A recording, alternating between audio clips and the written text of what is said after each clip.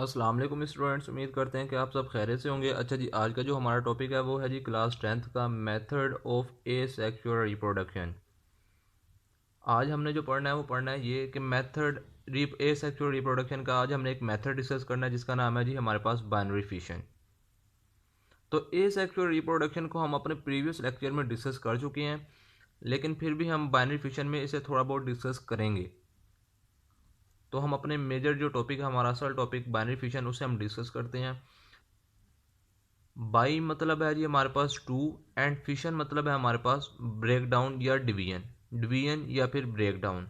तो in simple अगर हम कहें कि बाइनरी फिशन का मतलब क्या होगा, तो बाइनरी फिशन का मतलब ये होगा कि division into two, division into two. जैसा कि यहाँ पे इसकी डेफिनेशन भी लिखी है कि binary fission mean division into two, यानी कि एक सेल का दो में डिवाइड हो जाना, तकसीम हो जाना, ये हमारे पास प्रोसेस जो होगा ये होगा हमारे पास बाइनरी फिशन। वो प्रोसेस जिसमें एक सेल दो में डिवाइड हो जाएगा, दो सेल्स में डिवाइड हो जाएगा, तो इस प्रोसेस को हम कहेंगे जी बाइनरी फिशन। फिर उसके बाद लिखा है जी हमारे पास एसेक्सुअल रिप्रोडक्शन। हम कहते हैं बाइनरी फिशन जो है हमारे पास एसेक्सुअल रिप्रोडक्शन का एक कॉमन मेथड है, या इन सिंपल हम ये भी कह सकते हैं कि बाइनरी फिशन हमारे पास एसेक्सुअल रिप्रोडक्शन की एक एग्जाम्पल है। तो फिर क्वेश्चन होगा जी एसेक्सुअल रिप्रोडक्शन क्या है। हम कहते हैं एसेक्सुअल रिप्रोडक्शन वो रिप्रोडक्शन है जिसमें एक सेल दो में डिवाइड होगा, यानी इसके अंदर मेल एंड फीमेल का कोई कॉन्सेप्ट नहीं होगा, इसके अंदर सिंपल सेल डिवीजन होगी। मतलब ये कि इसमें जो एक सेल जो डिवाइड होगा, मतलब एक सेल से जो दो सेल्स बनेंगे वो दोनों के दोनों आइडेंटिकल होंगे अपने पेरेंट से। मतलब ये कि हमारे पास एक पेरेंट सेल है और इस पेरेंट सेल से हमारे पास ये दो डॉटर सेल्स बने, तो ये दोनों के दोनों डॉटर सेल्स अपने पेरेंट सेल से सेम आइडेंटिकल होंगे।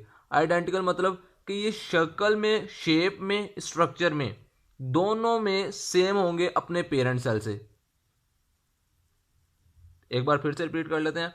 हम कहते हैं कि एसेक्सुअल रिप्रोडक्शन वो रिप्रोडक्शन की टाइप है जिसमें सिंपल एक ही सेल दो सेल्स में डिवाइड होता है, इसके अंदर मेल और फीमेल का कोई कॉन्सेप्ट नहीं होता, इसके अंदर सिंपल सेल डिवीजन होती है। और सिंपल सेल डिवीजन से जो डॉटर सेल्स बनते हैं, मतलब पेरेंट सेल से जो डॉटर सेल्स बनेंगे वो दोनों के दोनों अपने पेरेंट सेल से सेम आइडेंटिकल होंगे, शेप में भी और स्ट्रक्चर में भी। जैसा कि हम यहाँ पे देख भी सकते हैं कि हमारे पास, कंसीडर कर लेते हैं हम कि हमारे पास ये एक पेरेंट सेल है और इससे हमारे पास दो डॉटर सेल्स बने। ये दोनों के दोनों डॉटर सेल्स अपने पेरेंट सेल से शेप और स्ट्रक्चर में आइडेंटिकल होंगे। आइडेंटिकल मीन बिल्कुल सेम होंगे। अब हम उन ऑर्गेनिजम्स को डिस्कस करते हैं जिनमें बाइनरी फिशन हो सकती है। फर्स्ट वन है हमारे पास प्रोकैरियोट्स। प्रोकैरियोट्स हम ऐसे ऑर्गेनिजम्स को कहते हैं जिनमें वाजिया तौर पे न्यूक्लियस मौजूद नहीं होता। प्रोकैरियोट्स हम ऐसे ऑर्गेनिजम्स को कहते हैं जिनमें वाजिया तौर पे न्यूक्लियस मौजूद नहीं होता, लाइक बैक्टीरिया। बैक्टीरिया हमारे पास प्रोकैरियोट्स ऑर्गेनिजम्स की एक एग्जांपल है। उसके बाद हम कहते हैं सेकंड जो हमारे पास ऑर्गेनिजम्स होंगे जिनमें बाइनरी फिशन हो सकती है वो है जी यूनिसेलुलर यूकैरियोट्स। फर्स्ट वन हम देखते हैं कि यूनिसेलुलर ऑर्गेनिजम्स किसे कहा जाता है। यूनिसेलुलर ऑर्गेनिजम्स ऐसे ऑर्गेनिजम्स को कहा जाता है जिनमें सिर्फ एक ही सेल मौजूद हो। यूनिसेलुलर ऑर्गेनिजम्स हम ऐसे ऑर्गेनिजम्स को कहते हैं जिनमें सिर्फ एक ही सेल मौजूद हो। फिर क्वेश्चन होगा कि यूकैरियोट्स किसे कहते हैं। यूकैरियोट्स ऐसे ऑर्गेनिजम्स को कहा जाता है जिनमें वाजिया तौर पे न्यूक्लियस मौजूद हो। प्रोकैरियोट्स में हमने कहा था कि जिनमें वाजिया तौर पे न्यूक्लियस मौजूद ना हो, और यूकैरियोट्स वो ऑर्गेनिजम्स हैं जिनमें वाजिया तौर पे न्यूक्लियस मौजूद हो। तो इन सिंपल हम कहें कि यूनिसेलुलर यूकैरियोट्स वो ऑर्गेनिजम्स होंगे जिनमें सिर्फ एक ही सेल मौजूद होगा और उस सेल्स में वाजिया तौर पे न्यूक्लियस मौजूद होगा। यूनिसेलुलर यूकैरियोट्स की हमने एग्जांपल देखते हैं कि प्रोटोजोआ। प्रोटोजोआ यूनिसेलुलर यूकैरियोट्स का एक ग्रुप है जिसके सिर्फ दो मेंबर मैंने यहाँ पे डिस्कस कर दिए हैं। फर्स्ट वन है अमीबा, सेकंड है जी पैरामीशियम। प्रोटोजोआ हमारे पास यूनिसेलुलर यूकैरियोट्स ऑर्गेनिजम्स हैं, और प्रोटोजोआ के जो मेंबर हैं उनमें हमारे पास फर्स्ट वन है हमारे पास अमीबा, सेकंड है जी पैरामीशियम। और भी हैं इसके अंदर, लेकिन मैंने यहाँ पे जस्ट दो ही डिस्कस किए, अमीबा एंड पैरामीशियम। उसके बाद हम कहते हैं कि बाइनरी फिशन जो है वो हमारे पास इनवर्टिब्रेट्स में चंद एक इनवर्टिब्रेट्स ऐसे हैं जिनमें बाइनरी फिशन हो सकती है। तो क्वेश्चन होगा कि इनवर्टिब्रेट्स क्या होता है। इनवर्टिब्रेट्स हम कहते हैं मल्टी सेलुलर ऑर्गेनिजम्स। जितने भी इनवर्टिब्रेट्स हैं वो तमाम के तमाम कौन से हैं जी, हमारे पास multicellular organisms.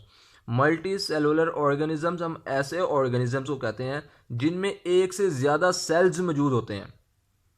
Multicellular organisms हम ऐसे ऑर्गेनिजम्स को कहते हैं जिनमें एक से ज़्यादा सेल्स मौजूद होते हैं। तो इन सिंपल हम कह सकते हैं कि इनवर्टिब्रेट जो है हमारे पास मल्टी सेलुलर ऑर्गेनिजम्स हैं। फिर उसके बाद सेकंड पॉइंट लिखा है कि वर्टिब्रल कॉलम इज एब्सेंट। यहाँ पे मैंने क्रॉस का निशान लगाया। क्रॉस का मतलब यहाँ पे ये है कि इनमें इनवर्टिब्रेट्स में वर्टिब्रल कॉलम मौजूद नहीं होता। तो फिर क्वेश्चन होगा जी वर्टिब्रल कॉलम क्या है।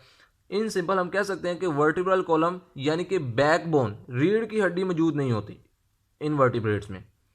इनवर्टिब्रेट्स वो ऑर्गेनिजम्स हैं जिनमें वर्टिब्रल कॉलम, बैकबोन या इन सिंपल हम कह सकते हैं कि रीढ़ की हड्डी मौजूद ना हो, तो ऐसे ऑर्गेनिजम्स को हम कहते हैं जी इनवर्टिब्रेट्स। इनवर्टिब्रेट्स की मैंने यहाँ पे एग्जांपल भी लिखी है जो आपकी बुक में भी गिवन है। फर्स्ट वन है जी प्लेनेरिया, सेकंड है जी एकिनोडर्म। आपकी बुक में जो बाइनरी फिशन डिस्कस की गई है वो प्लेनेरिया में डिस्कस की गई है, लेकिन एकिनोडर्म का जस्ट एक वर्ड यूज किया गया है, हम उसे भी देखेंगे।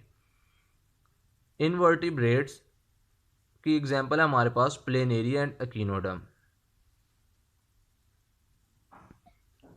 प्लेन एरिया में तो हम देखेंगे कि बाइनरी फिशन किस तरह से होती है। आपकी बुक में एकिनोडर्म का एक वर्ड यूज किया गया है, हम उसे देखते हैं। फर्स्ट वन, एकिनोडर्म होते क्या हैं? हम कहते हैं एकिनोडर्म मैरीन एनिमल का एक ग्रुप है, या इन सिंपल हम ये कह सकते हैं कि एकिनोडर्म जो है हमारे पास मैरीन एनिमल है। तो फिर क्वेश्चन होगा कि मैरीन एनिमल क्या है। मैरीन एनिमल हम ऐसे एनिमल को कहते हैं जो मैरीन वाटर में रहते हैं। तो फिर क्वेश्चन होगा जी कि मैरीन वाटर क्या है। मैरीन वाटर हम ऐसे वाटर को कहते हैं जिसमें साल्ट्स की कंसंट्रेशन ज़्यादा होती है, या इन सिंपल हम ये कह सकते हैं कि समुद्र का जो पानी है वो मैरीन वाटर है। तो एकिनोडर्म की हमारे पास एग्जांपल है जी स्टारफिश। एकिनोडर्म की एग्जांपल है हमारे पास स्टारफिश।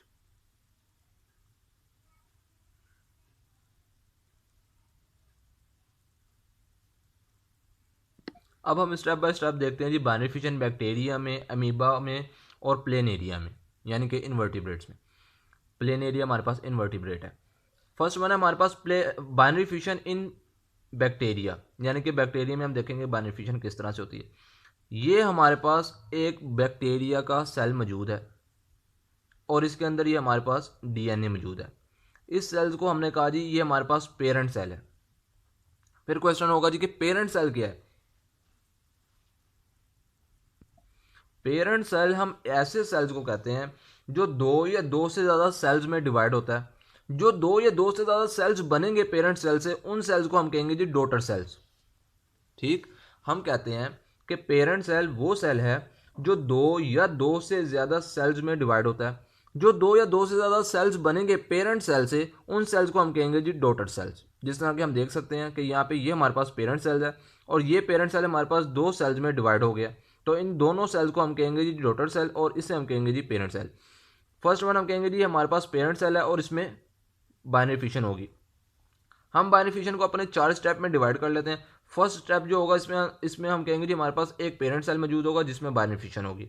सेकंड स्टेप में हम देखते हैं कि हमारे पास जो पेरेंट सेल था इसके अंदर जो डीएनए मौजूद है वो डिवाइड हो गया, यानी कि डुप्लीकेट हो गया, डबल हो गया। ये देख सकते हैं आप, यहाँ पे एक डीएनए मौजूद है और यहाँ पे दो डीएनए मौजूद हैं। एक को मैंने मार्कर से रिप्रेजेंट किया है जबकि एक को मैंने पेन से बनाया। तो हम कह सकते हैं इन सिंपल कि हमारे पास सेकंड स्टेप में हमारे पास क्या होगा। सेकंड स्टेप में हमारे पास ये होगा कि डीएनए जो है वो डुप्लीकेट कर जाएगा, मतलब डबल हो जाएगा। थर्ड स्टेप में हमारे पास क्या होगा। थर्ड स्टेप में हम कहते हैं हमारे पास सबसे पहले सेल मेम्ब्रेन इन्वेजिनेट करेगी। सेल मेम्ब्रेन इन्वेजिनेट मतलब ये आप देख सकते हैं ये सेल मेम्ब्रेन थी और ये अंदर की जानिब धंसना शुरू हो गई दोनों साइड से। तो ये जो अंदर की जानिब धंस रही है इसे हम कहते हैं जी इन्वेजिनेशन। तो हम कह देंगे कि इन सिंपल कि ये क्या होगा, हमारे पास सेल मेम्ब्रेन इन्वेजिनेट होगी। जस्ट इतना ही नहीं होगा थर्ड स्टेप में, सेल में एक तो सेल मेम्ब्रेन इन्वेजिनेट होगी, उसके साथ साथ डीएनए जो है वो ऑपोजिट साइड पे मूव करेगा। मतलब दो डीएनए बने थे हमारे पास, तो एक डीएनए इस साइड पे मूव कर जाएगा और एक डीएनए इस साइड पे मूव कर जाएगा। यहाँ पे हमारे पास थर्ड स्टेप जो है वो कंप्लीट हो जाता है। लास्ट स्टेप है हमारे पास fourth step. At the end हमारे पास क्या होगा, जो सेल मेम्ब्रेन है वो कंप्लीटली डिवाइड कर देगी और हमारे पास टू डॉटर सेल जो है वो बन जाएंगे। हम देख सकते हैं कि ये हमारे पास सबसे पहले यहाँ से सेल मेम्ब्रेन इन्वेजिनेशन स्टार्ट हुई, उसके बाद हमारे पास जो सेल मेम्ब्रेन थी वो कंप्लीटली डिवाइड हो गई और हमारे पास टू डॉटर सेल जो हैं वो बन गए। ये हमारे पास थी जी बाइनरी फिशन इन बैक्टीरिया। उसके बाद है जी बाइनरी फिशन इन अमीबा। तो सबसे पहले हम कहेंगे जी कि अमीबा का भी एक पेरेंट सेल होगा। तो ये हमारे पास अमीबा का एक पेरेंट सेल मौजूद है। बैक्टीरिया और अमीबा में ये डिफरेंस है कि बैक्टीरिया में हमारे पास डीएनए मौजूद था, जस्ट लाइक ये, और अमीबा में हम देख सकते हैं कि हमारे पास एक प्रोमिनेंट न्यूक्लियस, वासिया न्यूक्लियस मौजूद है सेल के सेंटर में। तो इन दोनों में सिर्फ जस्ट यही डिफरेंस है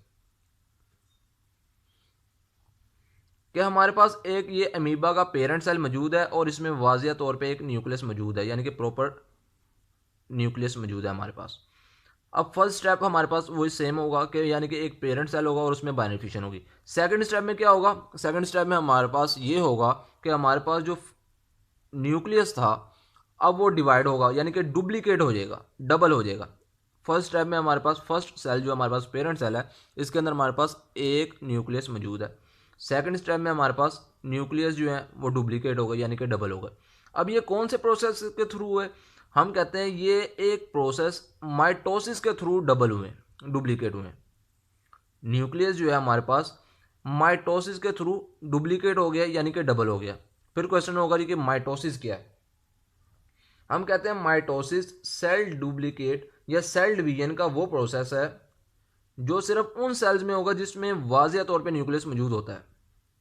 हम कहते हैं माइटोसिस सेल डिवीजन का एक प्रोसेस है जो सिर्फ उन सेल्स में होगा जिनमें प्रोमिनेंट न्यूक्लियस, वाजिया तौर पे न्यूक्लियस मौजूद होगा। तो सेकंड स्टेप में हमारे पास हमने देखा कि हमारे पास जो न्यूक्लियस था वो डबल हो गया, यानी कि डुप्लीकेट हो गया। अब थर्ड स्टेप में हमारे पास ये होगा कि जो सेल साइटोप्लाज्म है हमारे पास वो भी डिवाइड होना स्टार्ट हो जाएगा। जब सेकंड स्टेप और थर्ड स्टेप यानी कि न्यूक्लियस भी डुप्लीकेट हो जाएगा और साइटोप्लाज्म भी कंप्लीटली डिवाइड हो जाएगा, तो eight the and fourth step हमारे पास क्या होगा कि दोनों के दोनों जो सेल्स होंगे, डॉटर सेल्स, वो प्रोड्यूस हो जाएंगे। यानी कि हम कह सकते हैं कि थर्ड स्टेप में हमारे पास जब सेल डिवाइड, साइटोप्लाज्म डिवाइड हो गया, तो फोर्थ स्टेप में हमारे पास ये होगा कि जो हमारे पास सेल मेम्ब्रेन है वो कंप्लीटली डिवाइड हो जाएगी और डिवाइड होने के बाद हमारे पास दो डॉटर सेल्स बना देगी, जैसा कि हम यहाँ पे देख रहे हैं कि हमारे पास ये दो डॉटर सेल्स मौजूद हैं। अब हमने देखना है जी बाइनरी फिशन इन वर्टिब्रेट्स, इन इनवर्टिब्रेट्स, और इनवर्टिब्रेट्स में हमारे पास एज एग्जांपल प्लेनेरियन। मतलब हमने क्या, अब हमारे पास प्लेन एरिया में सिर्फ दो ही स्टेप होंगे बाइनरी फिशन के। फर्स्ट स्टेप जो होगा हमारे पास वो ये होगा कि हमारे पास एक प्लेन एरिया मौजूद होगा, इसको हमने टू हेल्प्स मतलब टू पार्ट्स में डिवाइड कर देना है हमने। मतलब यहाँ पे लिखा भी है during this reproduction body cut into two helps, मतलब कि हमारे पास एक प्लेन एरिया मौजूद होगा, इसे हमने टू पार्ट्स में डिवाइड कर देना। अब जो पार्ट मिसिंग पार्ट होगा वो दोबारा रीजनरेट करेगा। फॉर एग्जांपल हमारे पास ये एक प्लेन एरिया है, इसे मैंने मार्कर से कट कर दिया। अब अगर हम कहते हैं कि हमारे पास ऊपर वाले साइड यानी कि उसका माउथ वाला जो पोर्शन है वो हमारे पास मौजूद है और नीचे वाला पोर्शन मौजूद नहीं है, तो हम कह सकते हैं ये जो मैंने मार्कर से ड्रॉ किया कि ये जो इसका लोअर पोर्शन जो है इसने रीजनरेट कर लिया। सेम एज इट इज़ यहाँ पे भी कि अगर लोअर पोर्शन मौजूद है और अबव पोर्शन यानी कि माउथ पोर्शन मौजूद नहीं है तो अपना माउथ पोर्शन को भी रीजनरेट कर लेगा। तो सेकंड स्टेप हमारे पास यही है कि फर्स्ट स्टेप में क्या होगा, हम जो प्लेन एरिया की जो बॉडी होगी उसे टू पार्ट्स में डिवाइड करेंगे। सेकंड स्टेप में हमारे पास ये होगा कि जो मिसिंग पार्ट जो होगा बॉडी का वो रीजनरेट कर देगा। एक एमसीक्यूज भी हमारे पास, वो ये है कि सबसे पहले न्यूक्लियस डिवाइड होता है या सबसे पहले साइटोप्लाज्म डिवाइड होता है। तो जब भी बाइनरी फिशन होगी, जब भी सेल डिवीजन होगी, तो सबसे पहले न्यूक्लियस डिवाइड होगा और उसके बाद साइटोप्लाज्म डिवाइड होगा।